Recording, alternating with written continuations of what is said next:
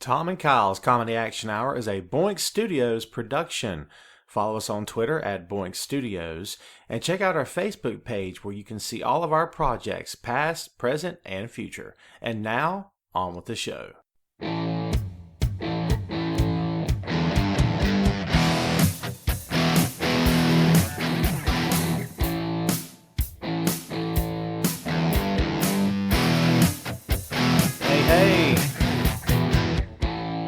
Hey, what's up? What's up, folks? That's it, folks. The crawl is beginning right now. If this were a video podcast, we would have the crawl on your screen right now. This would be episode 4, the heavily delayed Star Wars special. But unfortunately for you guys, this is just the audio podcast. We do not have a video podcast at this time. Hey, what's up? Welcome to the show, by the way. I'm Tom Clark, he's Kyle Smith, and this is Tom and Kyle's Comedy Action Hour. And if you've already guessed, hopefully you have by the crawl and also the Star Wars reference. Yes, this is the heavily delayed Star Wars special. And Kyle, this is episode number 4. How fitting is it that this is episode number 4? In comparison to the Star Wars trilogy, or series, I guess.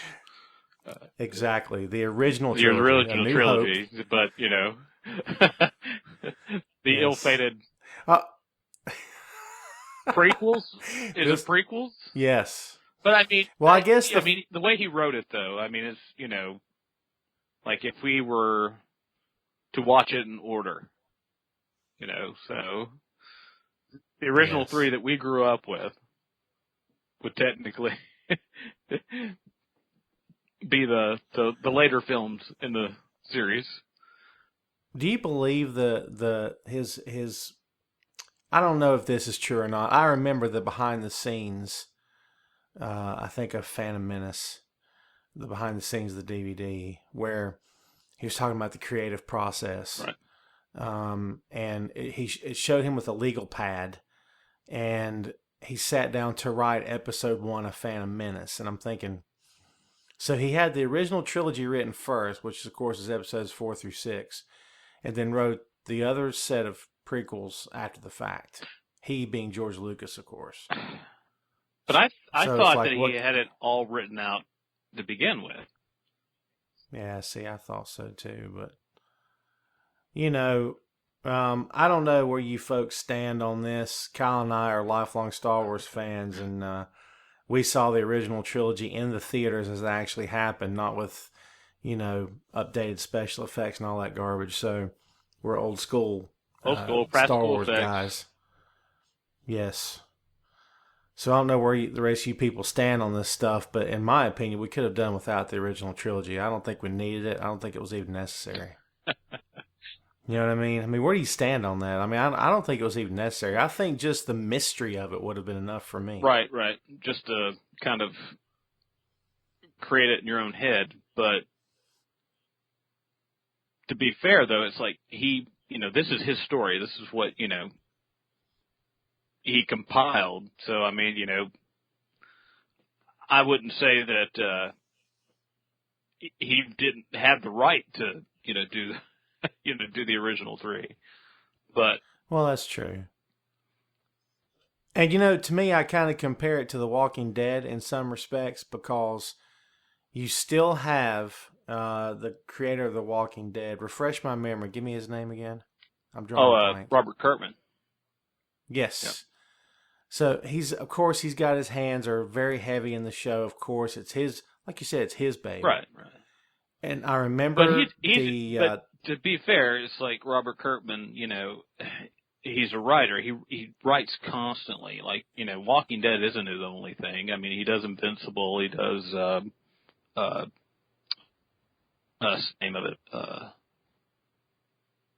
something dinosaurs. I think it's Science Dinosaur or Super Dinosaur. But I think you know, right, yeah. So the way I look at Kirkman is, you know, he's just making he's using his properties right. to, you know, further his career, and as well as his bank account.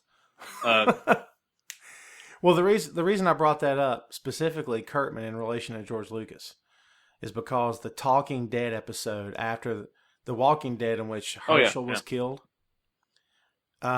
he was so flippant about it. And I remember and forgive me for not remembering his name, but the actor that portrayed Herschel and the actress that portrayed his daughter, who's still on the show, they were both very emotional. It was one of the few, very, very few Talking Dead episodes I can recall that the crowd wasn't making much noise. It was like they weren't there. It was like they were. Right. It's like you're at a funeral. And the reason why that, even in the comics and in the show, that scene worked is because he took a character that you got to know extremely well and almost viewed as your own relative, and turned around in that crucial moment and kills him off. And in a very heinous way. I mean, beheading a character on a show is pretty graphic. Oh, yeah. Yeah. And, but even in the comics, he did the same thing. He took a character that you got familiar with, and that was one moment where I was almost like, I'm done reading it. I can't read it any further because it was just too upsetting. So. Right. And he achieved that in the show. Just in a different way, with a different character. So he's really good. Well, he's very good. I'll give him that. But he was so flippant about Herschel's death, right? Because, I mean, that particular Talking Dead episode, it was like a funeral. Oh, yeah, yeah. It was very upsetting. And like you said, it connects with fans on a very deep and emotional level. The actors and actresses involved were physically emotional. It was like a funeral. And then here comes Robert Kirkman sitting there on that couch laughing about it, just shrugging it off. Well, and it may be partially due to the fact that, he's a writer. He knows this stuff ahead of time. So he kind of, I don't want to say playing God in a way, but, kind of like, it's like, I've got worse things planned. Oh, yeah, and, as a writer, you're kind of thrilled by the audience's reaction because, Well, that's true. I can't argue that. Because you don't really get to see it. Like with an artist, he can have a showing or, a gallery, and, they can see the audience reaction to the artwork. Whereas a writer, unless you've got a group that's sitting there reading it in a room, you don't really get to see it. So it's kind of neat to be, on his end as a writer and be able to see like the audience reaction to the things that he's written or created. Well, as a writer, I can relate to what you're saying. Yeah. Honestly, because as much work as I do in a week's time, the only reaction I would get, I get comments on Twitter and on Facebook, and I'll get the occasional email. And the websites that I write for, there's a comments section at the bottom. Can I be honest with you? I very rarely read or respond to comments because for as many attaboys as you get just as many ignorant, one-sided, closed-minded opinions. I mean, pro wrestling is a different thing than what we're talking about, of course. But as a writer, I mean, do I care about what my readers think? Of course I do. But what I do is opinion-based. I'm not creating fiction. I am writing about fiction. Right. So, you know what I mean? I'm giving you my opinion on fiction. So it's a lot different animal. But I totally see where you're coming from. But I brought that up, and honestly, it makes a lot of sense. The relation between Kirkman and Lucas, maybe not to the extent that for Kirkman as it is Lucas, but Lucas, to me, and it's as is evidenced by the second set of the trilogy, second set of movies, is that he is so incredibly out of touch with his own creation. It is ridiculous. Yeah, well, that's what I've been reading. Like, is that people feel like he's out of touch, and including his comments about Disney direction with the franchise, and basically calling them white slavers. Yes. I would thought. And that was a big extreme, but, it's like, look, it's like you've turned around and you sold your property to Disney. It's like, right.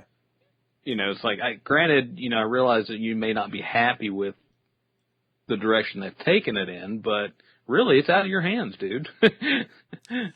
It is. And folks, if for those of you listening to this right now, if you'd like to get a little bit more about what we're talking about, feel free to check out our website. As of right now, the name of the website, tomcartbr.wix.com/boink. It is the official Boink Studios website, and on January 4th, yours truly published a post entitled George Lucas Interview Shows Star Wars Creator is Out of Touch. And exactly what Kyle just said, his comment about Disney being the white slavers, which of course he had to come out and apologize for. But man, dude, what kills me, and this used to bother me a lot more than it does now, the fact that Lucas is so incredibly out of touch with his own universe. But you know what?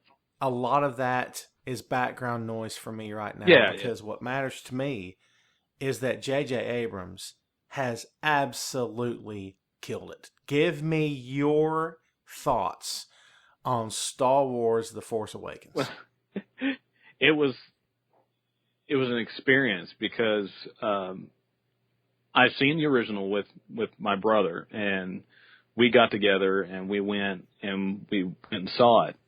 And the whole time that I was there, I was getting worked up and chilled because, it was happening again. It's like, even when the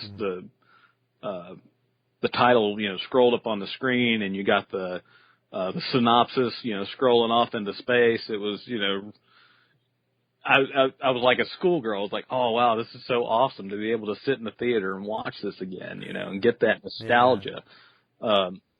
And that was another great thing about the movie, was the fact that they paid attention to that nostalgia. And the same way that we were talking about in one of our previous episodes about the Peanuts movie, is how they brought the nostalgia of Star Wars back to that me as a person that's seen the originals. So they hook me. But and something you could take just like the Peanuts movie, something you could take your kid to. Yeah. That that you could share with your kids. Hey, Daddy watched this when he was your age, and now you can grow up watching it too. What a great moment that is. You know what I mean? But what a great moment. There's a lot of moments in it where I was just like, oh my gosh, it's like, this is just so awesome that to see these old characters come back and, tie into this new storyline. It was really well done. But because me and my brother, we were driving back, we had these little conversations, and it was like, he had mentioned, he was like, yeah, but don't you notice that it had a similar tone as the first Star Wars movie, where you have a droid who has secret plans implanted in him, and he's running from a bad guy that's dressed in black, and they're on and of all places is on a desert planet, and he runs into a desert urchin who just happens to be well equipped to help them out. True, yeah. And you know what? A lot of similarities, but that brings me back to the nostalgia thing. I didn't hate that, because I like that for the first movie, because that really gets you back into it. Because it's been some time since Star Wars has been,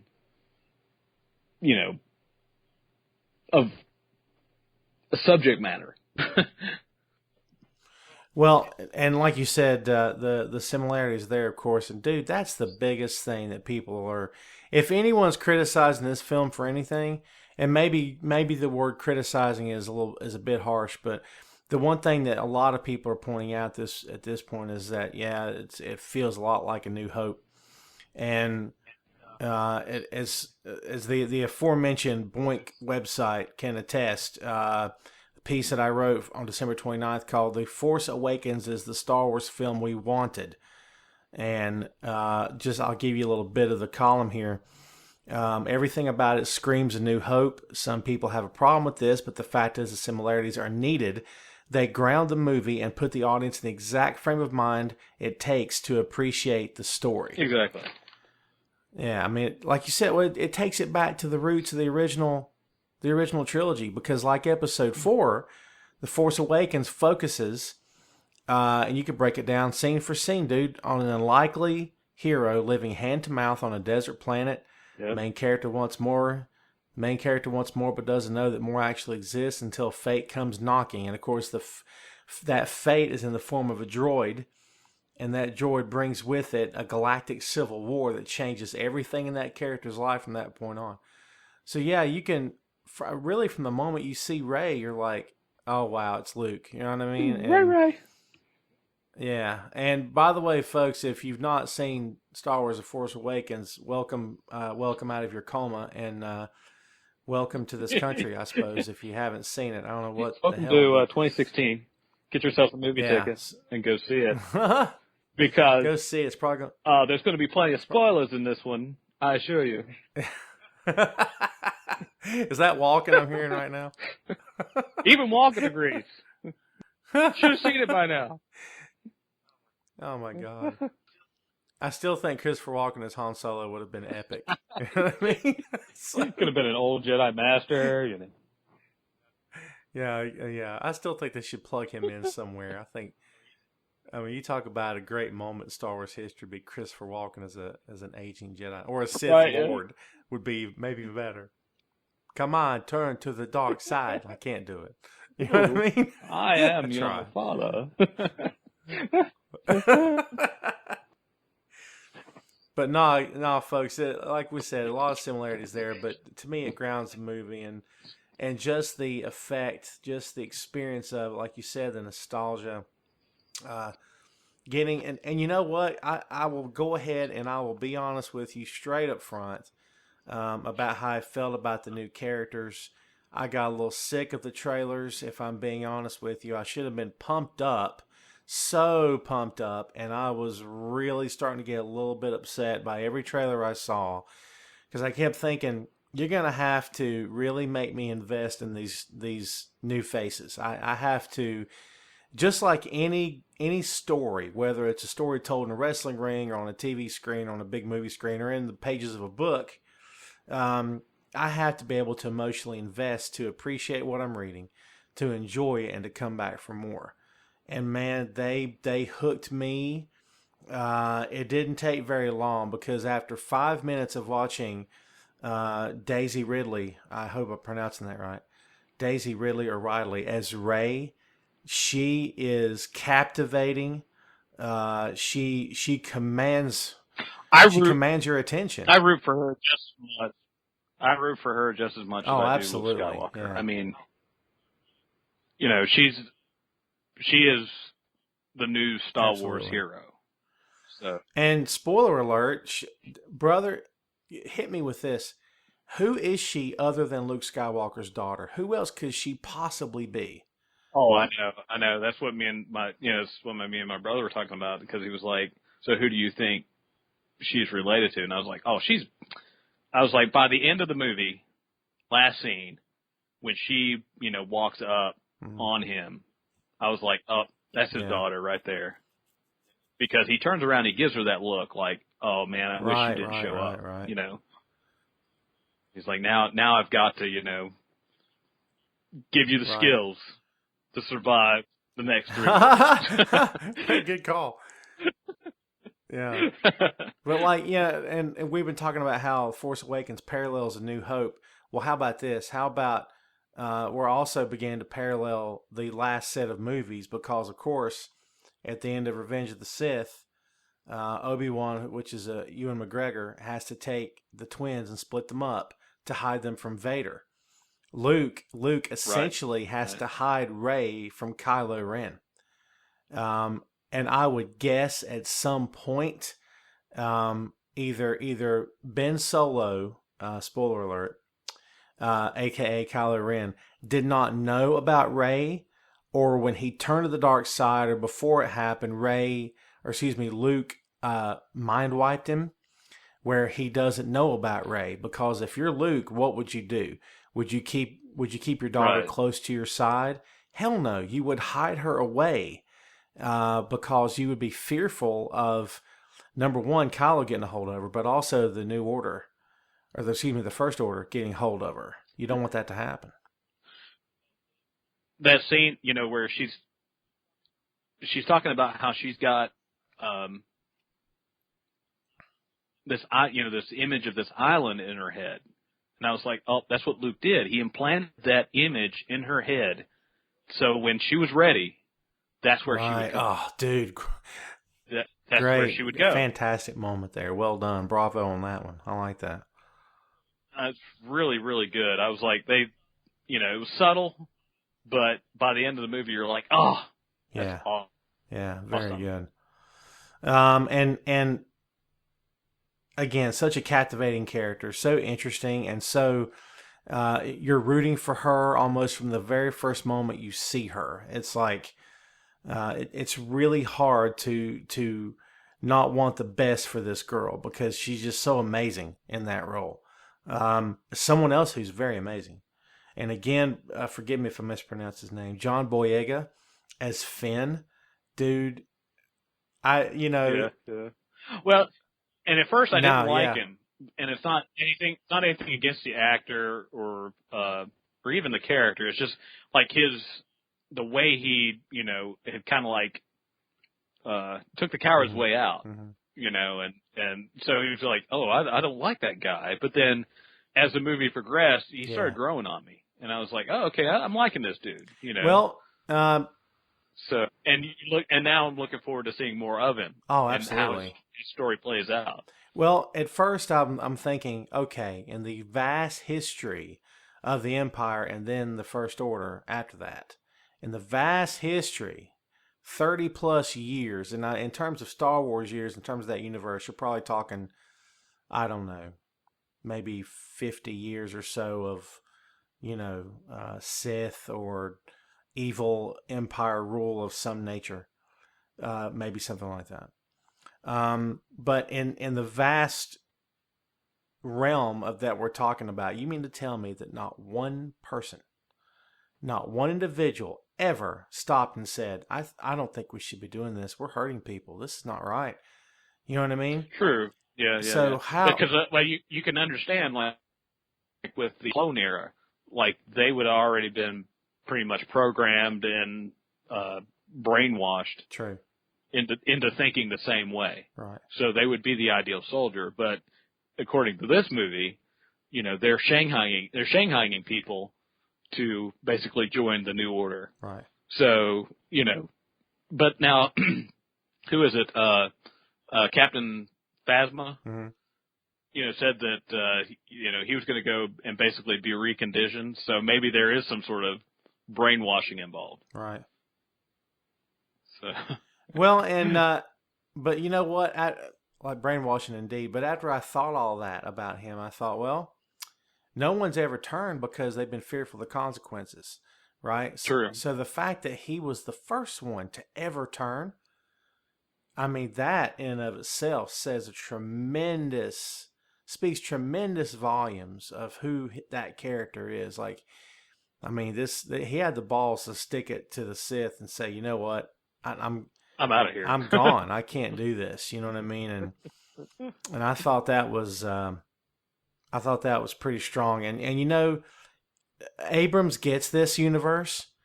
And I was never a big Star Trek fan, so when I see the Star Trek movies, I'm entertained. I don't sit there and dissect them because I was never a hardcore Star Trek guy like I'm a Star Wars guy, right? But I can tell from a distance, just from watching the movie. And again, when I see Finn, there's moments of comedy and this and the other, and I'm like, dude, stop. But then he'll have those moments of where he's confronted by Rey and the droid rolls up. BB-8, is that right? BB-8. Yeah, BB-8. Yeah, I was going to say BB-4 for some reason, but BB-8 rolls up and he's shocking him, and it's funny. It's like, hey, stop doing that. And then he explains to him that Poe is dead, and he does it's very subtle, but he does this. He looks at BB-8 and he says, I tried to help him. I'm sorry. And it's very heartfelt.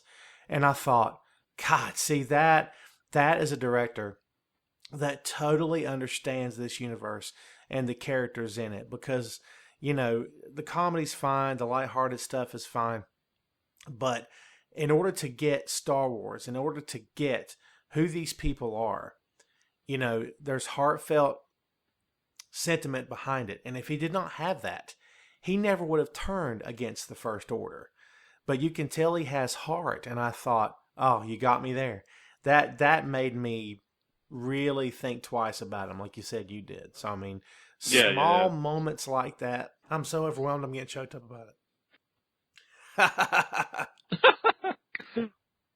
Oh, speaking of Star Wars, I'm drinking out of Star Wars will do that to you. Star Wars Tervis Cup. And I've got episode 4 on the TV, on the DVD player right now. And unfortunately for me, this is the altered version with the updated effects. Because, brother, if you want the unaltered versions, if you don't have them, you're going to pay a hefty price for them. It's hard to find. Your best bet is owning a Laserdisc player. Well, it's true. You can get them on DVD, and I looked on eBay and Amazon, and the going rate, average rate is about $100 for all 3 movies. Wow. Yeah, because they were the 2004 release, I believe, and the 2008 release was the one with the extended scenes and Hayden Christensen showing up instead of Alec or the actor that portrayed Vader. So in Return of the Jedi, where they're all standing there looking and smiling, "Hey, I'm Hayden Christensen. What's up?" I'm like, "Oh my God, stop!" Here's a notation that me and my brother had, and it's kind of funny because, okay, you have Kylo Ren. He's sitting there, and he's somehow managed to acquire Darth Vader's helmet, and he's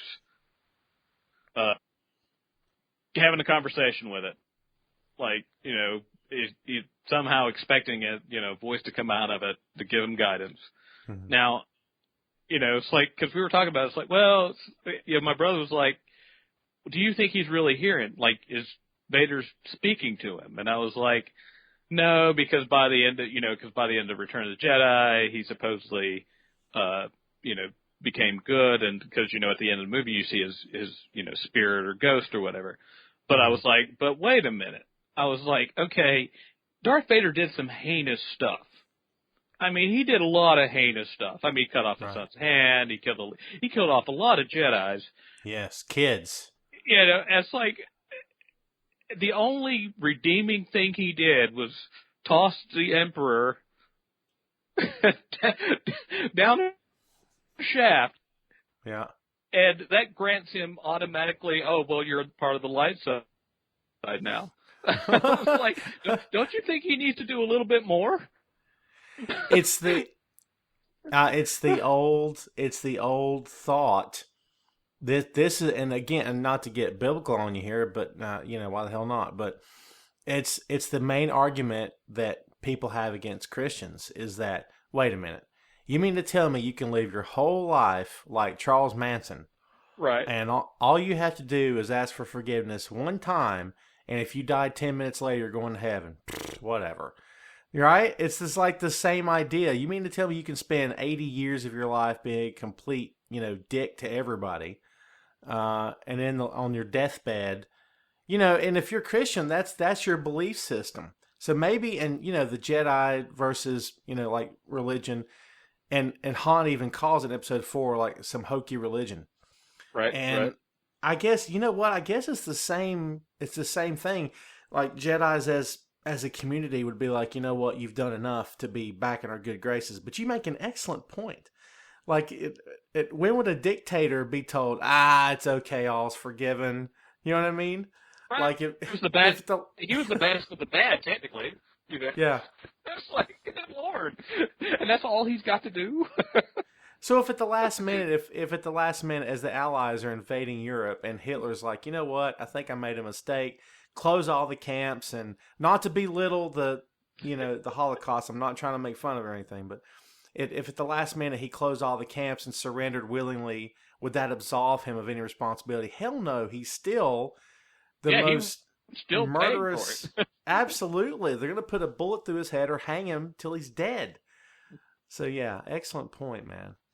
And speaking of Kylo Ren, if I can jump on that real quick, the moment that Adam Driver takes that helmet off for the very first time, and you're expecting that. Hear me out. Weren't you like you're expecting scarred and the hair's gone or it's singed off? It's like Anakin, right? Or he's got battle scarred. Dude, he's like a hipster. He's got beautiful hair. He's got flawless complexion. You're waiting for a Starbucks cup to show up in his hand, right? but you know, he takes the helmet off, and you got this good-looking guy, and you're like, oh, well, he's the byproduct of Han Solo and Princess Leia. Right. So he's not going to be an ugly guy. No, and it was perfect. It was perfect. Yeah. But why was it perfect? Because he's not yet been pulled in. Right. He's this misguided kid this Snoke character who we'll get to in a bit. Somehow Snoke got a hold of him. And twisted his thinking much in the same way Emperor Palpatine got a hold of, Anakin's thinking and twisted it. And so he's hiding his face for obvious reasons. He doesn't want anyone to know who he is. But he removes the helmet, and you're like, he's a kid. Yeah. Like he's a misguided look. And I'm sure Adam Driver's not 18, but I mean, he looks like, very young, early 20s, and he's very misguided. He's very confused. He's torn.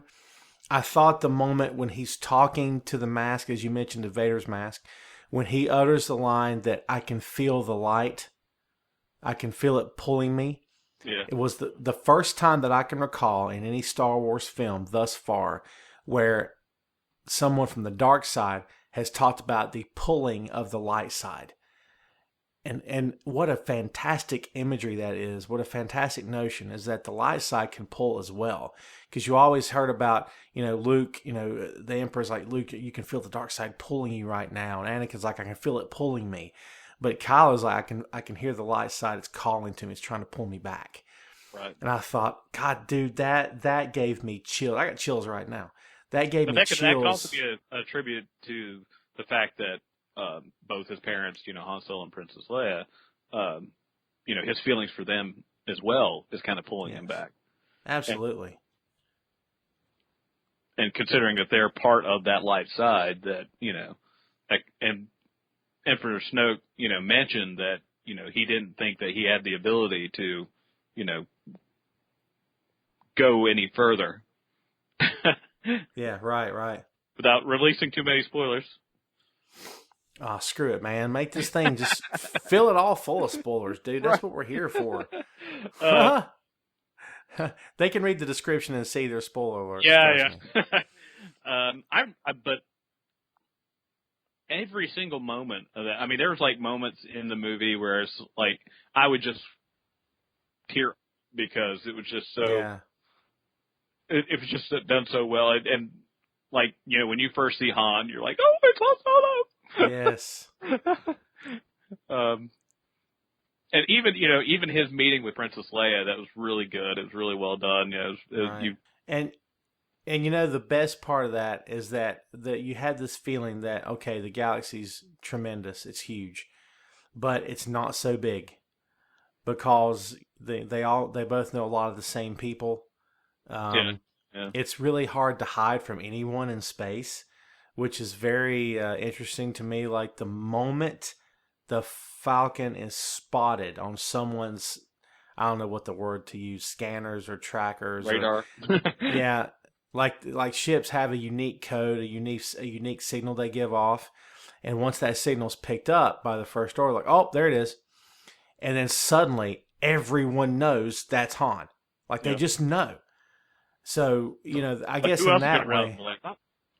Well, that's true. Well, of course, the story is that he had someone stole it from him. So, yeah.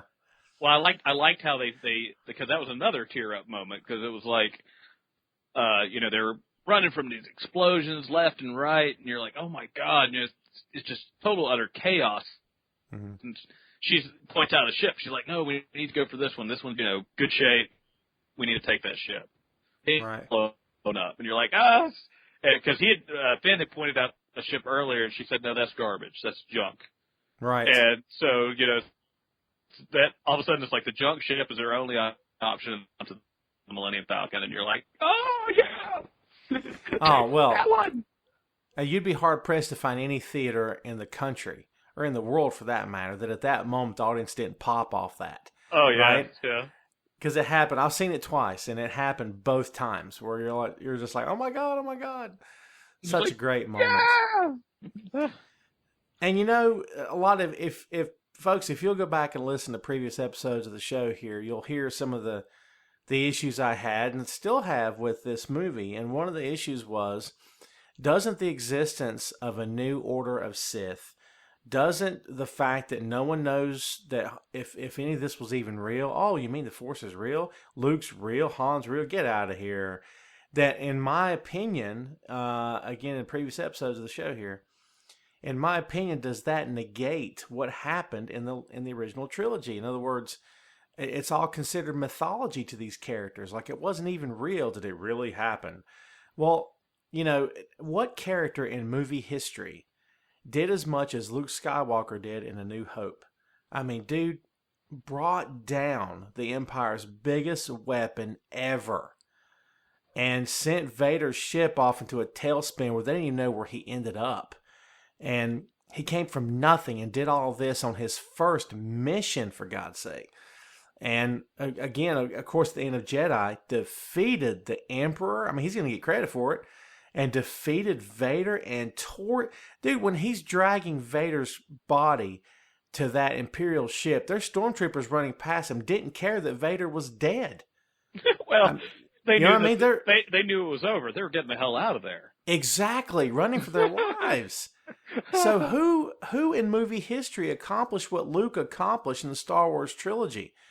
I would submit no one did in their own particular corner or with their own particular universe, or own particular corner of that own universe, whatever, did not accomplish what Luke Skywalker did. But yet, fast forward 30 years later, and you've got Rey saying, Luke Skywalker, is all that real? And I'm like, oh my God, how do you not know it's real? Do you know what I mean? Like, does no one in this universe keep history? There's not a log. You see, not recorded history. There's not 3D history. There's not holograms. There's not the written word. There's nothing. Well, like, they would have I'm sure they would have records of like specific battles and wars that took place, but maybe not like specific people.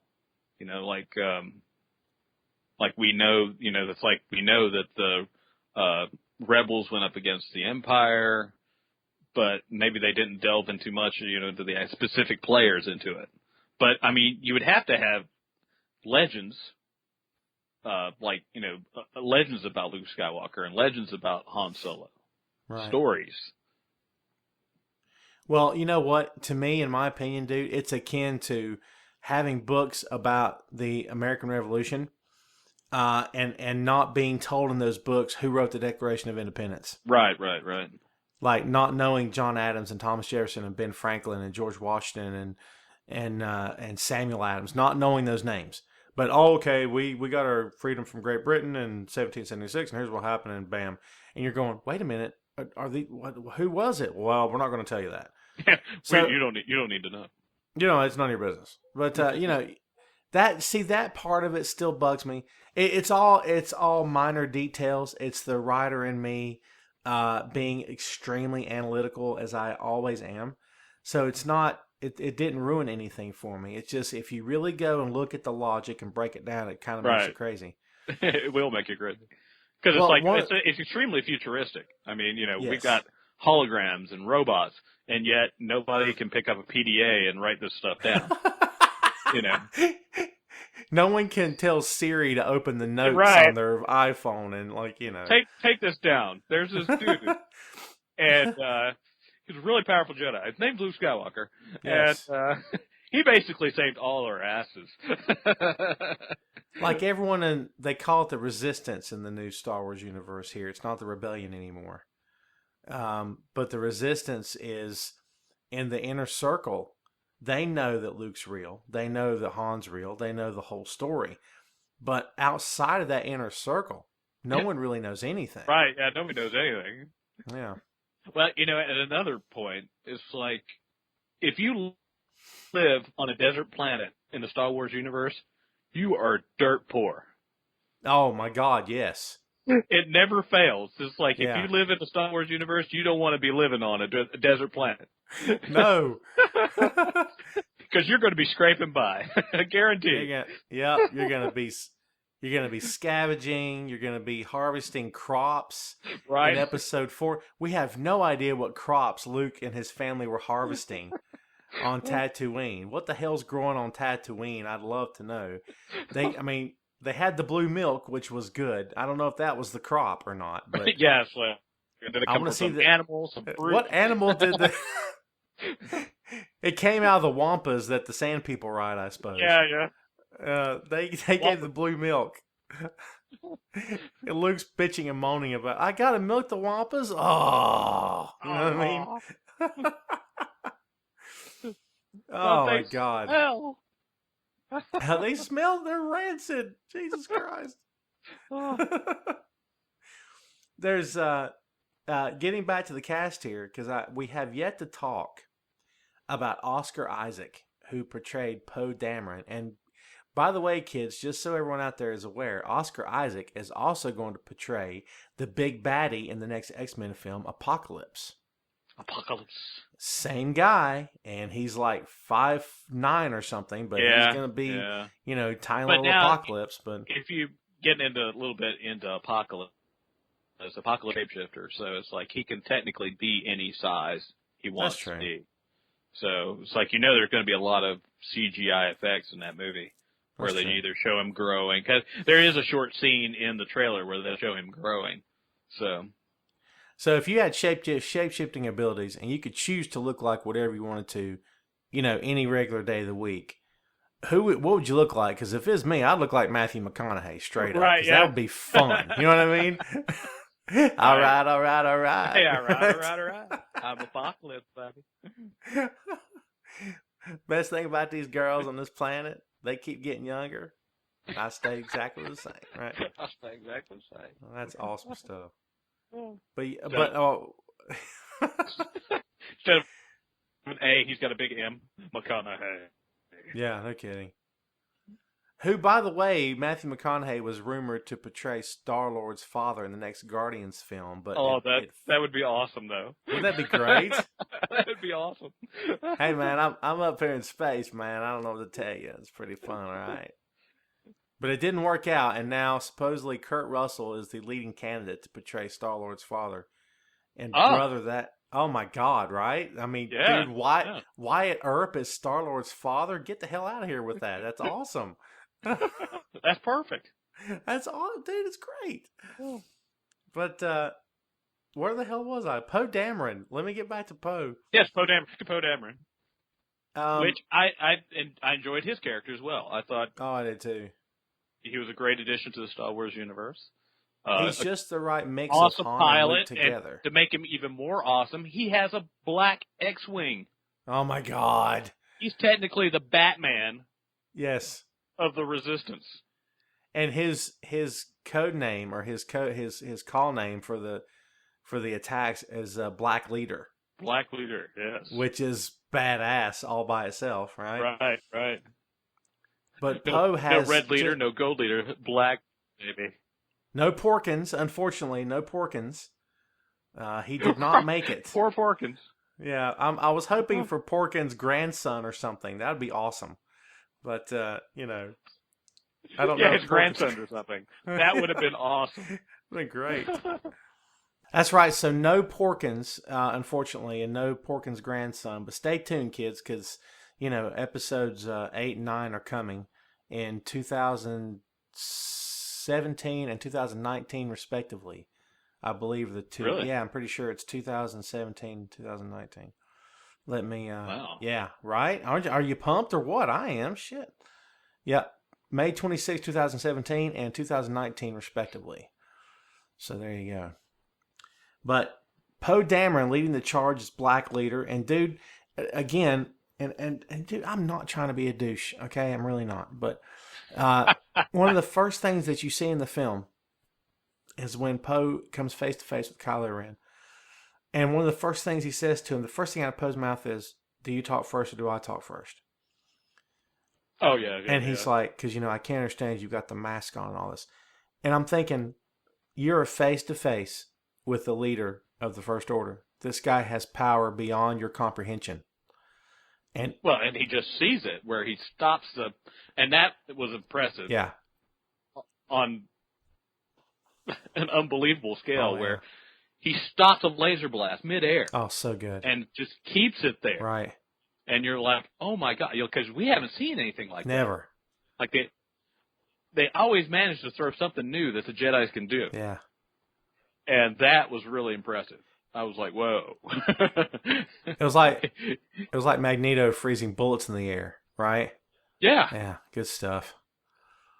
But, So, yeah, I mean, he sees it, and you're going to frickin' egg this guy on. Right. Are you nuts? Hey, Kylo, you're an asshole. You know what I'm saying? That's what I expected. Who do you think you are, Bruce Willis? Yeah, no kidding. But, dude, when that happened, I had a tiny little moment of doubt. Because the movie had just started, and I'm thinking, oi, I don't know about this now. You know what I'm saying? Because I thought, why would you go for humor that early? You don't even know who this guy is, and already he's not taking it seriously, and it's supposed to be a joke to him. And that was the only other moment I had, apart from that, because I love Oscar Isaac in this role. I thought it was fantastic. But the only other moment of disconnect I had was when Finn asked Rey if she had a cute boyfriend. And right. It reminded me of the moment that Anakin met. I think it was either Anakin or Ben Kenobi. I forget which one. In the other set of movies, met Owen and Beru on Tatooine, and Owen introduces Beru as his girlfriend. Right, and I thought to myself, "Oh God!" Like we'd already had our fill of the last set of movies. Like they were that bad. And I thought, well, he called her his girlfriend. Hell, why not call her his girlfriend? George has already screwed all this up anyway. You know what I mean? Like, yeah. I mean, how about the word mate? Or how about this is Beru? Did it have to be, this is my girlfriend? What the hell are you, what? Like, this, I don't know what the etiquette is for another galaxy far, far away. Yeah. That's a good point. It's like, yeah, it's a galaxy far, far away. It's like, are they going to use the same terminology as we do? No. See, it's horseshit. This is my life, mate. Exactly. Right. Right. They're not celebrating Christmas. They're celebrating Life Day. Get with it, people. You know what I mean? So we're going to go into the hut and enjoy a joining. What? Yeah, we're gonna prepare ourselves and for a joining. I like that. Joining. Yeah, what happened last night with Beru? I joined the hell out of her. Let me tell you, over and over again. Yeah, you'd have to believe they'd come up with some crazy term like, yeah, we scrognacked last night and it was awesome. That's right. You scrognacked her? You damn right I scrognacked her. Scrognacked the shit out of her. Well, they wouldn't say shit, would they? They'd come up with something else. So, folks, it's my... Yeah, like, everyone calm down. Our point is... Yes, everyone calm down. Galaxy far, far away. Yes. Be more critical. It's minor criticisms. It's not the end of the world. I love the film. Everyone get a hold of yourselves. I'm not being too analytical here. I'm just trying to make a point that there were, two small moments of this film that made me go, oi. As opposed to 100 moments in each of the last set of movies that made me go, all right, I think I'm getting up. I'm leaving. Like, you know what I mean? It was that freaking bad. So, but, Poe was on point. Great scenes in this movie. Chewbacca, I love that Peter Mayhew is still Chewbacca. And you're asking yourself, what, they couldn't just pick any 7-foot tall guy to play him? No, they can't. Peter Mayhew is Chewbacca. That's it. The only guy that could wear that suit and bring it to life is Peter Mayhew. Did fantastic. And the scene, and again, big fat spoiler alert, the scene where Kylo murders in cold blood his own father. And Chewbacca lets out that roar, that guttural roar, like, you know. Oh, my God. And it even got a shot off. Yes. And hit Kylo. Yes. Which was awesome. I was like, yes. You know, it's like you just killed his best friend. You're going to get a blast to the side. And I'll tell you this, it's probably not going to happen. But if I'm the guy writing all these movies and coming up with this stuff, Chewbacca should be the one to kill Ben Solo. If Ben dies in Episode 9, Chewbacca should be the one to kill him. He won't, because if you want to really tie all this in, Rey will be the one to kill him. Yeah. But honestly, it should be Chewbacca that does it, because that's either that or let Chewbacca choke the shit out. Exactly. Yeah. Yeah, but what a heart-wrenching moment it was, and gut-wrenching. Dude, because it's like, yeah. Me and my brother had the same reaction. You know, that scene. Well, even before that scene, Princess Leia telling Han Solo, that's like, you know, if you can, bring him back. Right. You know, bring our son back. And me and him are kind of looking at each other going, that's a bad idea. Yeah. We need Hans. That's not going to end well. It's like Vader cut off his own son's hand. No kidding. What do you think this guy's going to do? And Han's going to be like, I think we need another idea. You know what I mean? Really need another idea. I wasn't crazy about the kid. Yeah. Can I be honest? He was kind of a dick. I don't know. Just throwing it out there. Yeah, dude, I cried. I couldn't help it. I got teared up. It was just, I can't believe they're doing this. But you know, I wasn't expecting them to end Han Solo like that. But at the same time, there really wasn't any other way. No. At the moment that he, went to go take the lightsaber from him, I'm like, oh, this is not going to end well. Right. And because you could just see it in the, Kylo Ren's eyes, is that, he's like, really fighting. He's like, I'm going to finally achieve what, Snoke wants me to do. Right. And it was like, oh. And, as before Han falls off the catwalk, he touches his son's face. And yeah, that was awesome. I was like, oh, because you think about the character Han Solo, and you're like, well, how should that character go out? Yeah. Should he go out in a blazer blast and taking out, a bunch of dudes, or, at the hands of his own evil son? Well, I always envision Han and Chewie going out like Butch and Sundance, just in a hail of blaster fire. Just they got each other's back, and they're like, screw it, let's go out like men, and they just go out. You know what I mean? So, that it was, like you said, it was gut wrenching. But that moment when he touches Ben's face, and it was a statement. It was a huge statement, just a huge important moment for that film, where Han is essentially saying, "I still love you, kid." And it just, and you see in that moment, Ben Solo has doubt, where he realizes the gravity of what he just did. And he's still conflicted. Despite killing his father, he's still at that very moment conflicted, because Han could have cursed him to his last breath. You little bastard!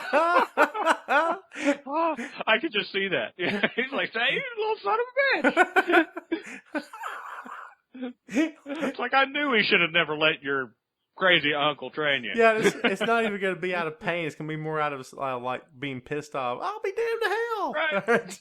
Oh, damn it. What a bunch of bullshit this is. That's my new shirt. Oh my God. Oh, that's good stuff. That's the jacket that your mother liked. Yeah, right. Yeah. Yeah, I don't. Yeah. Terrible moment. And of course, he falls off into the abyss. Yes. Very, very much like the Emperor. And, but I don't think I would have done this movie justice unless I mentioned the very rapey scene with Kylo Ren. Yeah.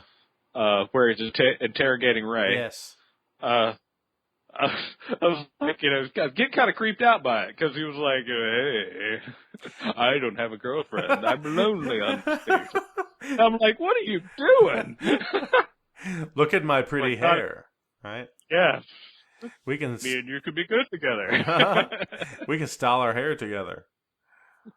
Like this like tortured emo kid. Yeah, no kidding. Hitting on the bound prisoner. Well, especially when it comes to light later that they're both cousins. It was a little creepy. Well, when yeah, even worse. First cousins, no less. Okay. Yeah. It's like, wow, he's really crossing the line. Yeah, no kidding. He's going over the dark side. Third cousins. I mean, brother, we're in the South. Third cousins, that shit flies just fine down here. All right. I'm just saying. Maybe that's the natural progression of the dark side. First you've got to kill a relative, and then you've got to have sex with a relative. Right. Not necessarily in that order. And yeah, not necessarily with the same person either, because that right. That would just be wrong. That's the definition of a true dark side. Is I had sex with them and then I killed them. Yes. And now I'm all powerful. Right. I fed off their energy. Yeah, that's kind of disgusting. Oh. Yeah, I know, right? This podcast is about to get a lot more interesting really fast, man. Oh, nonsense. Well, that's great. But yeah, it's and I'm going back to Kirkman for a second here. How the hell I got off on Walking Dead versus Star Wars universe? Who knows? But you wanted good writing. Yeah, there is. But Han Solo's death in the long run is going to mean something. It meant something the moment it happened. It wasn't for shock value. It wasn't to shock you. It wasn't to mix things up and let you know J.J. Abrams is playing for real. That's not why all this happened. This happened for the sake of Kylo Ren's character. Because a bigger story will be told in the next two films. Herschel's death, by comparison, meant nothing. Because the group was already united.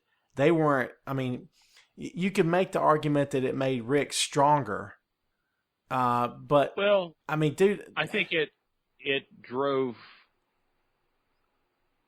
certain points home that Herschel was making. But maybe not. It was tragic for the group, but in that instant, they really didn't get any time to dwell on it because, the governor, blew through the prison and chaos ensued. So, But, I've always said, I'm okay and I'm not, being a red-blooded American male like myself, I don't go to see a movie looking for sex. I don't go to see a movie searching for profanity. I don't go hoping that the two will happen or a combination of the two or even two at the same time, mind you. But I've always said I don't mind anything like that being used as long as it serves the story. Right. The sex scenes in Jessica Jones, for example. Every time Jessica, those scenes happen in that story, it's to illustrate her character. It's not to, hey, look, you're gonna almost see her naked, all right? It's not like, you know what I mean? Yeah. Well, it's like the first, really explicit scene they had was with her and Luke Cage, and yes, it was graphic, and yes, it was unexpected, but it kind of drove home the point that they're both superhumans, and in that moment they both kind of realize it. It's like, because in one scene where she's like, she almost like lets him know, it's like, hey, I'm not breakable, right? We can really go at it, right? So it kind of like, even though it was explicit, it worked with the story. Right. You're right. And so those kind of moments I'm fine with. When you kill off a central figure, you had better be sure it means something. And Right. just like any successful television show, especially if it's a drama, when they kill a major character, because let's say the actor has a contract dispute, can't come to terms, and the producers are pissed and they say, you know what, screw you, we're just going to kill your character. You had better be sure it serves a purpose and does something for the broader story. Because if it doesn't, you're going to find your show canceled within 2 seasons. And we've seen it multiple times on television. Yeah. And because when you interrupt the central core of the cast, you better be prepared for backlash, and you had better have a plan in mind. So it looks as though Abrams and company have a definite plan in mind after the demise of Han Solo in The Force Awakens. We can only hope that plan leads to bigger and better things. Some real quick notes here for you people, because I know you're curious. Star Wars The Force Awakens has officially passed Avatar to become the top grossing film in domestic box office history. Yes. Star Wars The Force Awakens took only a few days to reach another milestone over this past weekend. Episode 7 passed the $800 million mark. Obviously the first film ever to do so. It earned $41.6 million to take the number one spot at the box office for the third week in a row. Right now, as of this recording, The Force Awakens total domestic box office is at $812 million. That's domestic. Wow. Dude, it's... You know what that money is, Kyle? That's not... I went to see it. It was awesome. No, this is... I went to see it 4 times. It's still awesome. That's what it is. Yeah. I went to see it 4 times. It's still You know awesome. what I mean? That's not just I went to see it one time and, oh, let's move on to the next film. That is, oh, God, we're going back again tomorrow. Right. Which is testament to how good this film is. Well, I plan on going to see it again. Yeah, I got to do it too, for sure. For sure. I'm interested to see what happens in the next couple of films. I'm anxious. I'm anxious for Rogue Squadron to come out. Yeah. See what happens with that. They're going to do a Han Solo solo film. That's kind of hard to say. Yes, they're going to do a Boba Fett film, by the way. They're moving right along, man. I'm curious to see how that one goes. I mean, how the story's going to go on that one. Well, just like anything else, they kill off one of the most popular characters, and in J.J. Abrams' hands, would Boba Fett have been killed off? I'm wanting to say no. But again, Kyle, it didn't serve a purpose. Do you see what I mean? Boba Fett's death, you could say in terms of Jedi, you could say, all right, look, if not for Boba Fett, because he was the bounty hunter that ultimately got Han in the first place. Right. Of course, but you could scale that back and say, yes, if it wasn't for Lando, Bubba wouldn't have got Han at all. True. Because Lando sold him out, gave him up. Bubba was there. Well, Boba Fett didn't technically get Han Solo. He got a imprisoned Han Solo. True. He didn't really do anything other than show up with his ship. Right. He was essentially the galactic UPS. Right. It's like, here's a package delivered to Jabba Hutt. Right. Because Darth Vader's the one who essentially, apprehended him. It's easy to and froze him in carbonite. And it's easy to pick out Boba's ship because it's only making right turns. Right. And there's your UPS joke of the day here. But MythBusters proved it. I'm just saying. So, but it's plausible. It's confirmed actually. But it's like people. Oh, well, he died in Return of the Jedi, and it's like, well, no, not necessarily. I mean, it's like you could. Like, they've had plenty of fan theories on the fact that his armor, was protecting him inside the Sarlacc pit, and he got out. Right.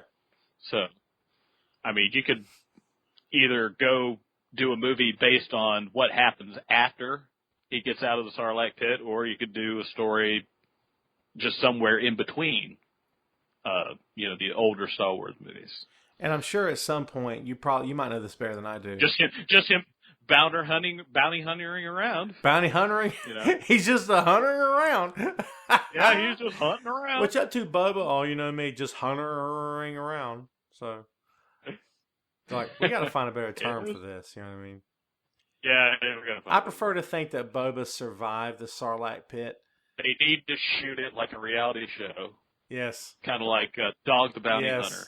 You took it. Boba the Bounty Hunter. You took my damn joke, you asshole. I'm going to say I prefer to think that Boba survived the Sarlacc pit, got married, and she's got gigantic breasts, and they've got... Yeah, well, she's got like three gigantic breasts. Yes, you got to have three. Alien. Yes. And you know what you call three gigantic breasts? You call that heaven, my friends. That's what that is. Hopefully that's in a galaxy very close. So... That's right. And he's got kids, and they're all... And whenever he gets a member of the Rebel Alliance, he's got him in the back of the ship. He's like, "It's all right, brah. You want a cigarette, brah? Come here." Yeah, brah. They're giving him a cigarette. Going to get that Han Solo, brah. Oh, it's good stuff. Ozzy Osbourne will do the theme song. It'll be great. Yeah. Or just for the sake of the film, the Cantina Band will do the theme song for Boba's show. They got to get Ozzy in a Star. Now I want to see Ozzy in a Star Wars film. I want Christopher Walken and Ozzy in a Star Wars film. I got to do an animated thing and yeah, have it like the intro for the dog, but have it Boba Fett. That would be great. You tell me why no one's come up with that yet. $10 says they have. Yeah. $10 says they have. You know what I mean? Boba the Bounty Hunter. Yeah. That's great. Boba the Bounty Hunter. He'll talk about how he used to be in trouble before and he cleaned up his act and now he's... Yeah. Because just like the stormtroopers for the Empire don't realize they're doing anything wrong. Right? Right. They think they're serving the greater good. And folks, in one of the previous episodes of the show here, we made the comparison between the Empire and the Nazi regime because there's a lot of comparisons to be made, and especially in The Force Awakens, because you've got that fantastic imagery of the red and black. You've got the rally where they're rallying the troops, and it's General Hux rallying the troops to war, essentially. You've got that imagery. They're all standing there. They throw their arms up in that salute. And you're like, God, dude, that's Hitler making a speech to the Nazi regime. Yeah. You know what I mean? And to me, it's essentially the same thing, man. So, yeah, it's the same idea. And it's chilling, and I think it's very telling of where that, what's happening in that galaxy. They're very easy villains to hate. You know what I mean? You know what I mean? Exactly. They're a force that needs to be... They're very easy villains to hate. Oh my God. But like, they don't have any idea they're doing anything wrong. Much like Nazi soldiers, with the exception of a select few, they were just following orders. Now, were they terrible orders? Yes. Yes. As men with families, should they not have resisted? Of course they should have.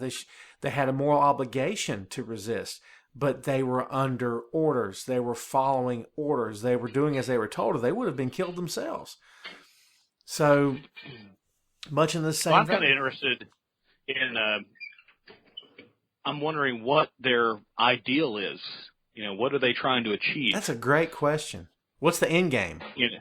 Yeah, what's the end game? Yeah, for the First Order.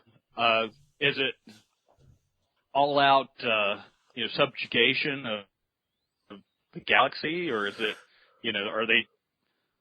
do they have like some warped sense of that they're going to improve the galaxy? I mean, you see all these desert planets that's got no money. Maybe that's what they're trying to do. Right. It's like, do they think that they're going to make life better somehow by, just being just like any oppressors? Just like any dictatorship, you keep your people in poverty because they will need you more. You know what I mean? They'll need you to take care of them. They'll need you to essentially look out for them. But the Empire, well, now the First Order, wants people to live in fear. And that's really what you're talking about, right? They want you to live in fear. Right, right. There's that great scene, and again, folks, The Force Awakens, watch it. If you've only seen it once, watch it a second time, because the second viewing, you're able to take a lot more in. Very subtle moments. When Poe is led aboard the I want to call it the Imperial ship, but it's not Imperial anymore. It's the First Order ship. And they lead him off the smaller ship inside the bigger one. He's like, all right. And he looks around at everything. And in his mind, he's, oh my God, like I had no idea they had this much. Right. You know what I mean? Yeah, I kind of like that. I was like, he was, like he knew about the First Order, but he didn't realize, like, how heavily financed they are. Exactly, yes. And prepared for all-out war. Like, they're not screwing around, dude. You know what I mean? Oh, well, and did you notice that, like you have your traditional, stormtroopers and, other, types of stormtroopers, but they even threw in additional ones. Yes. That are littered throughout the film, which was real. It's like, so it's like, ooh, like the troopers with like the solid white face masks were really cool. Mm-hmm.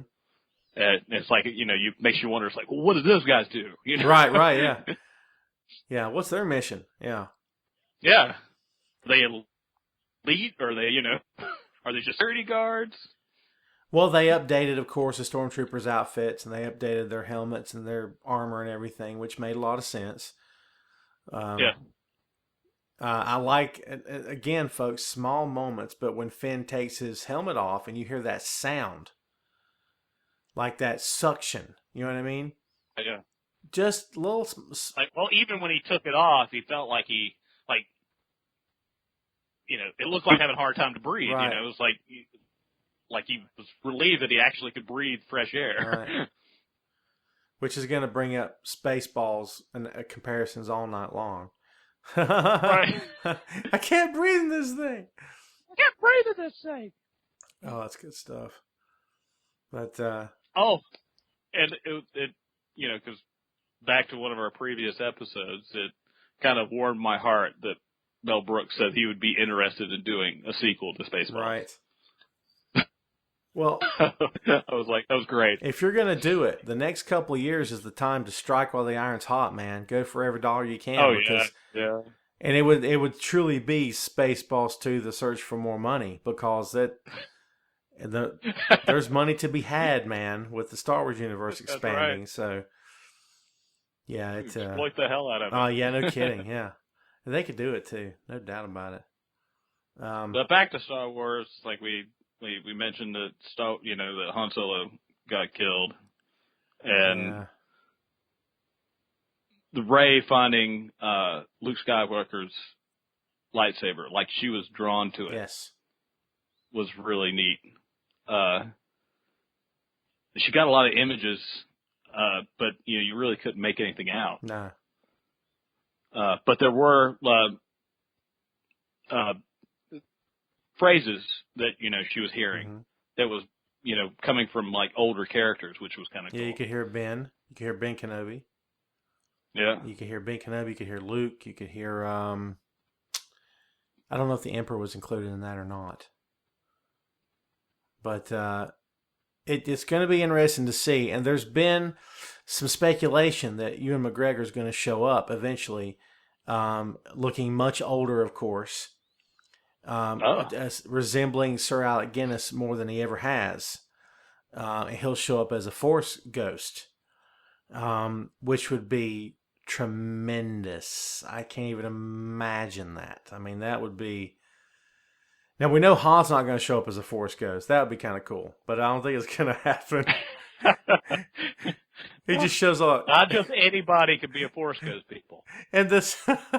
it reminds me of... when they're on the planet and he's like, what did you do for the First Order? Sanitation. It's like, sanitation?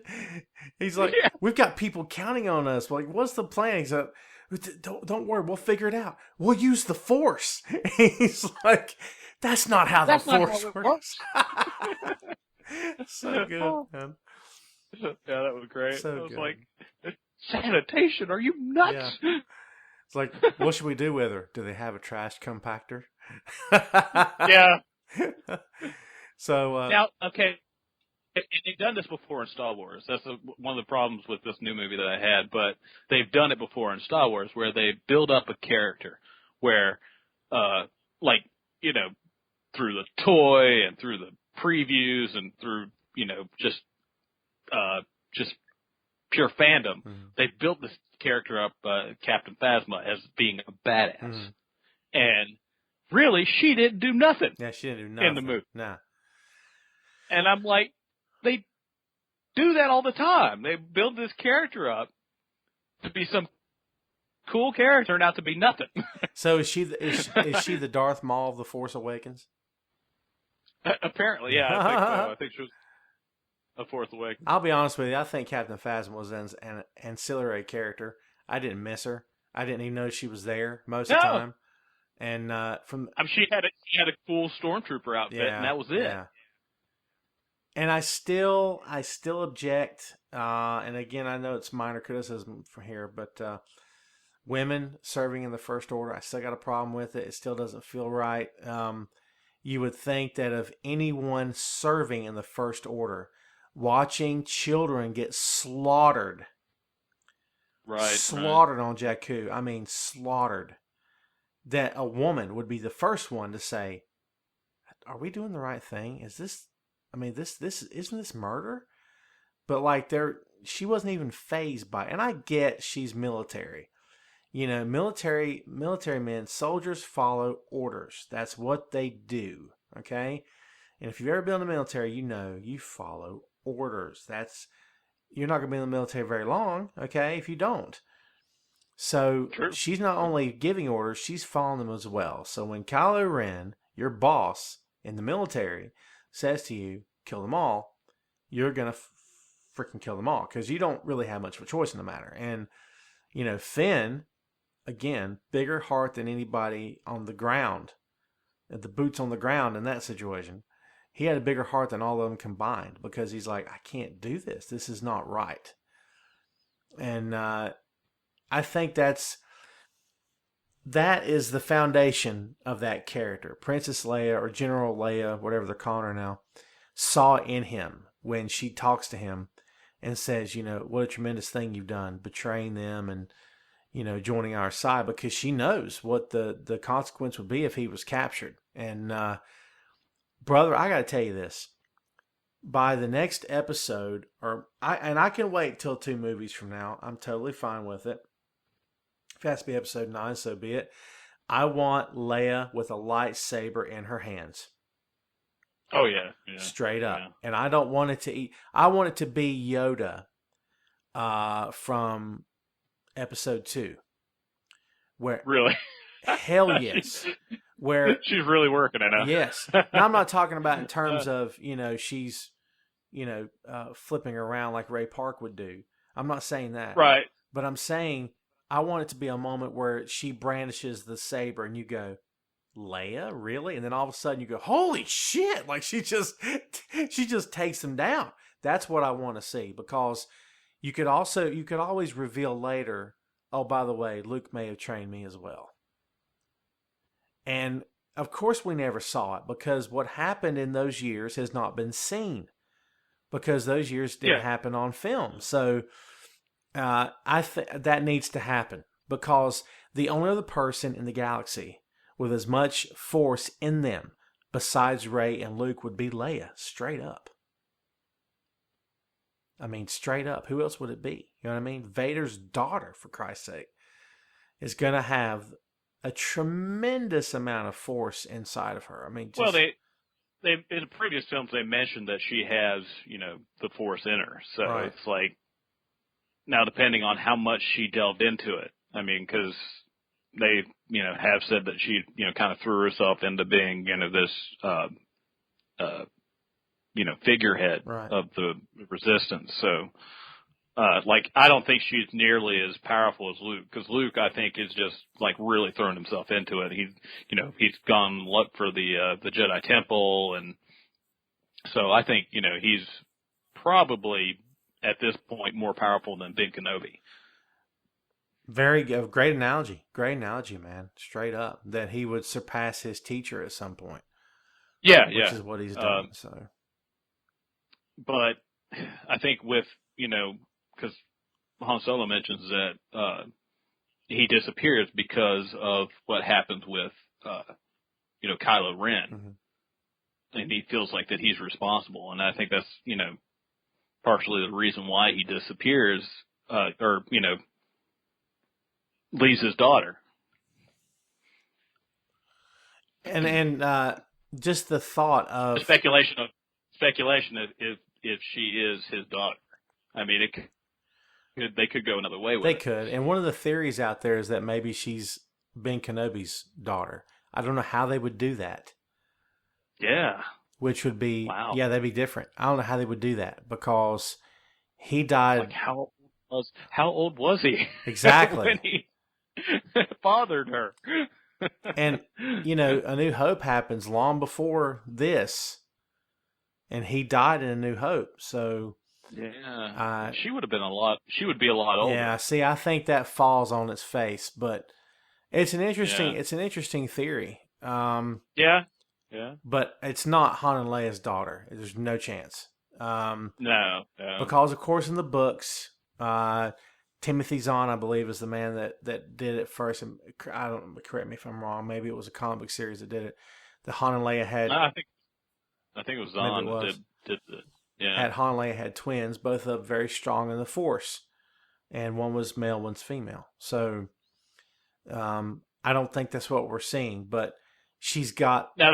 They've done other stories where they've had Han Solo and Leia have twins, and like one becomes follows the light side of the Force, and the other one follows the dark side of the Force. Mm-hmm, that's true. And that would create an interesting conflict because then you'd have two siblings that believe in two separate different ideals, and of course you would have the one that would try to get the other one back. Right. But I think that's what they did with this movie with Han and Leia trying to get their son back. But the way the movie ended, I strongly feel that it's Luke's daughter because you've got that scene that scene where the lightsaber gets thrown in the snow, and yes, it starts to move, and you think, oh, Kylo Ren's moving it, but no, Rey's over there, and it's like, oh, it's going to go to her. Oh, what a great moment. And that was awesome. I was like, oh, it's going to her because that's her dad's That's lightsaber. her daddy's lightsaber. And that's the only person that's going to go to. Oh, my God. It's one of those, again, Abrams knocked it out of the park. He essentially made a $200 million fan film. Yeah. Yeah. And paid respect to the original source material, which is something that its own creator couldn't do in the end. And it's been very successful. Yes, it has. Oh, my God.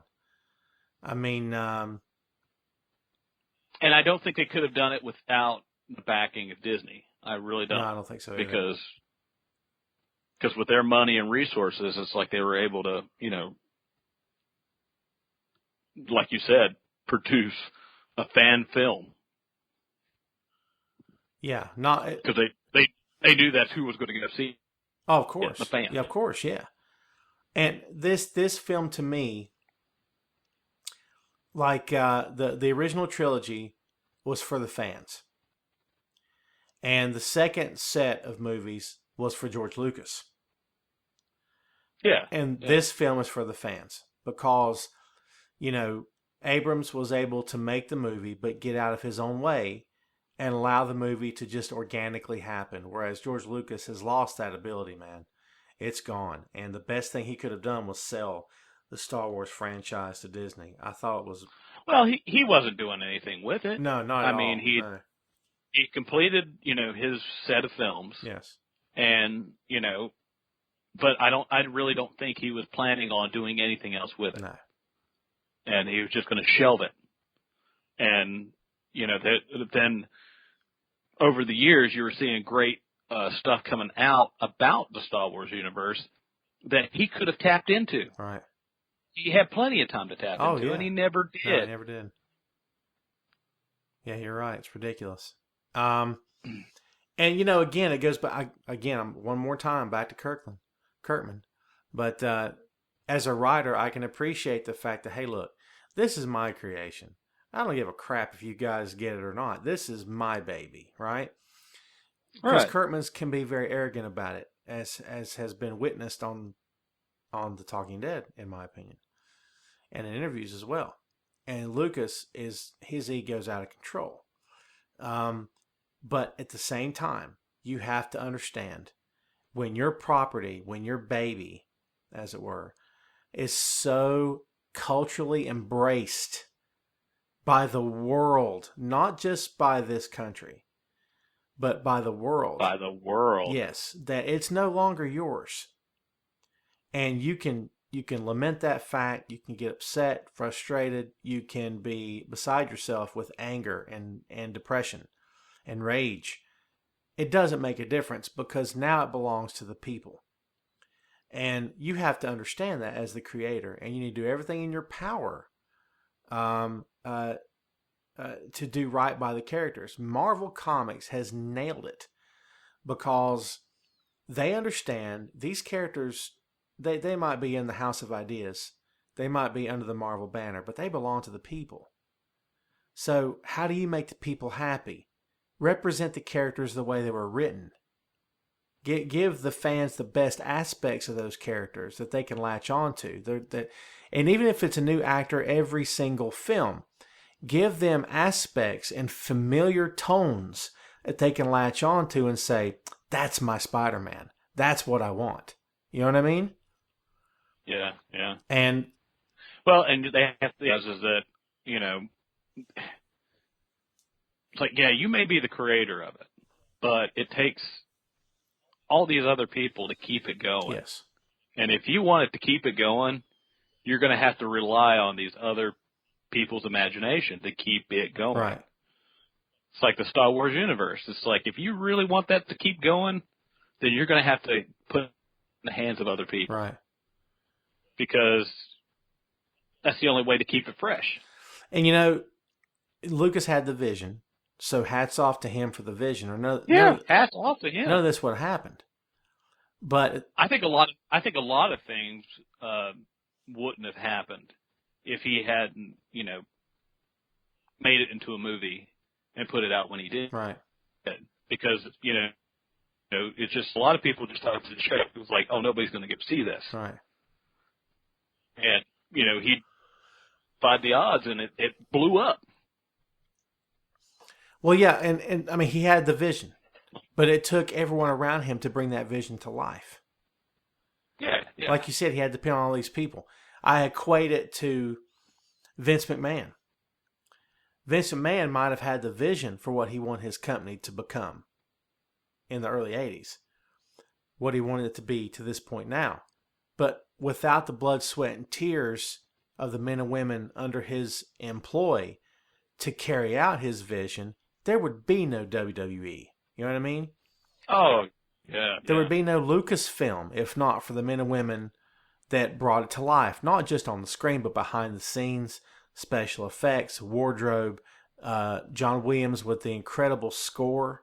I mean, the editing process, everything that goes along with it. None of it would have been possible if not for all of those people who worked around the clock, essentially, to bring one man's vision to life. I mean, dude, that's testament of the amount of faith people have in this franchise to where they're like, you know what, I'm in. I don't care how much work it is. Let's make this movie happen. I mean, dude, that's an amazing stuff, man.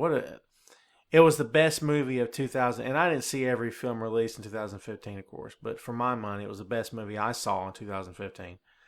And yeah, what was the big movies of 2015? You know what? Maybe that should be our next episode. Hey, look out! Yeah, 2015, the year in review. There you go. There you go. We've been needing a topic, so shut up and quit talking about it. We can save that crap for later. And just as a segue to the end, guess what? We have reached the end. So give me, this won't be your final word. I always like to surprise you with your final word. Okay. But Give me some thoughts on Star Wars. I mean, how do you think it's going? Are you confident in where it's heading? Are you anxious for the new films? Where are you coming from on it? I'm extremely confident in, especially after seeing it. I'm very confident now. And a lot of people complain. It's like, oh, well, it was too reminiscent of A New Hope, but I was like, yeah, I think they really needed to do that to, get everybody back into the mindset of, so, now you've hooked them. It's like, now they get to go in their own direction with it. And I think it's better. I think it's only going to get better. Oh my God, you're absolutely right. And again, like we said before, Marvel has set the tone. Marvel has set the model for building a universe of characters. Oh yeah, they've done a tremendous job, and now other companies are following suit. Star Wars is following suit, where Star Wars is okay. Now we're going to focus on more than just the Star Wars films. We're going to go into an expanded universe of films featuring other characters, focusing on other characters, not just the ones you see in all three films, because it's a big galaxy, big universe. And each chapter, you have to trust the filmmaker, the writers, the actors, to stick to the original themes, to stick to the vibe, to stick to the aura, to stick to the tone of everything you're trying to accomplish with the anchor. In my opinion, the Avengers is the anchor of the Marvel Universe, and all the other movies have to fall in line with the Avengers in terms of tone, in terms of getting the characters right. So by the time they come back together, you feel like you've really lived with that person for 2 years and gotten to know those characters. So when they come back to the Avengers, you're like, oh man, well, this is perfect. To me, it's the same idea for the Star Wars Expanded Universe. I'm extremely confident where they're going. Abrams has done a bang-up job. And again, folks, this is coming from two guys who saw A New Hope in the theater, brother. It was released in 1977. Dude, I was 4 years old when I saw A New Hope in theater. I'll never forget it. And I was 4 years old. I saw it at a drive-in. Oh, dude, what a great way to see A New Hope. My God. Yeah. I miss the drive-ins, man. Is that drive-in, by the way, still in Asheville? Have they closed that? Or was it Waynesville the drive-in was at? Waynesville, I think Asheville's drive-in, which was the Dreamland Theater, it closed, and they turned it into a flea market. Ah, same thing here. Yeah. Yeah, and then the one here in Waynesville, it finally closed down. Ugh. Which is sad because it was fun to go because you basically paid for 2 movies, right? And it was basically cheaper to go to the drive-in than it was to go, back to an actual theater. So you got a double feature for a carload, right? The closest one I know of near here is in a town that I forget the name of, and it's about like over an hour or so away, and it's the same idea, same premise. You pay for 2 films. There's 2 screens, and they show a total of 4 films. 2 screens on one, 2 movies on one, 2 on the other. Oh wow! Yeah, and you pay for whatever films you want to see, and you park your car this way or turn around, park it the other way. And cool. It's very cool. It's a hell of a drive from here, but it's worth it because it's just they've got like the closest one that I know of is Shelby, and that's cool. But they have a double feature, which is kind of cool. Yeah. It's not that far away. I mean, it's just like maybe 45 minutes. So. It's not that bad at all. Yeah. I thought it'd be farther from you than that, but I guess not. Yeah. Coming down the mountain's not a big deal, folks. Going up the mountain, now that takes a while. So, it's always a difference having to climb the hill. Yeah, climbing the hill. Climbing the hill. Well, guess what? The Comedy Action Hour is about to wind down here. We have this is actually the Comedy Action Hours, plural. As we're into like 2 hours here, but it might be the longest episode we've done so far. But this was episode number 4, people. Yeah. This was the heavily delayed Star Wars episode. So I hope you enjoyed it. I'm going to give you the rundown once again, as we always do here on the show, of how to find us. You can find us on Twitter, Tom Clark BR, and also at Kyle DJ Smith. Look us up on Twitter at Boink Studios as well. Drop us a line at boinkstudios@yahoo.com. You can also find us on the Facebook. Just look up Boink Studios and you'll find us. Click the like button. If it gets clicked enough times, you all get a cookie, and they'll be in the mail. Trust me, I wouldn't lie to my audience. So that'll be good. Cookies on the way for everyone. You get a cookie. You get a cookie. You get no one. Okay. So no one. No one want a cookie. No one what? Well, screw you. I'll eat them all. I didn't care. You can also find my material on Bleacher Report. Just look up Tom Clark. You can also find me on the highly esteemed Camel Clutch blog, as well as my own blog, tomclarkbr.wix.com/blog. You can find the Boink Studios website, tomclarkbr.wix.com/boink, for all the material that I produce that's comic book related. I'm putting links to the wrestling page now on there, and eventually we may combine the two sites into one if I'm feeling the urge to do so. It might happen eventually. So for all of your pro wrestling, comic books, movie, and TV needs, please don't forget Boink Studios, the company owned by myself and the man you just heard, Kyle Smith. This has been the Comedy Action Hour. We're going to come back with episode number 5 very soon. But before we go, Kyle gets the last word. Kyle, you've got it. Go. The last word of today will be a thought that I had, that if you fill your life full of sunshine and rainbows, occasionally you'll choke on a leprechaun. And we're not going to explore what that even means, because right. that's getting to R-rating territory right there, man. We don't, if there's any kids listening, he means figuratively choke, not literally. Figuratively. Yeah. So let's get that straight. I'm sure there's a porn site just for that specific. Probably is. There's a porn site for everything. That's true. Let's shut up about it before it goes any farther. That's it, folks. That's Comedy Action Hour. Thanks for listening. Thanks for tuning in once again. We appreciate your support and all your feedback. Please keep it coming. Episode number 5 on the way. Check us out. We'll be back really soon. Hang in there, folks. We'll be back.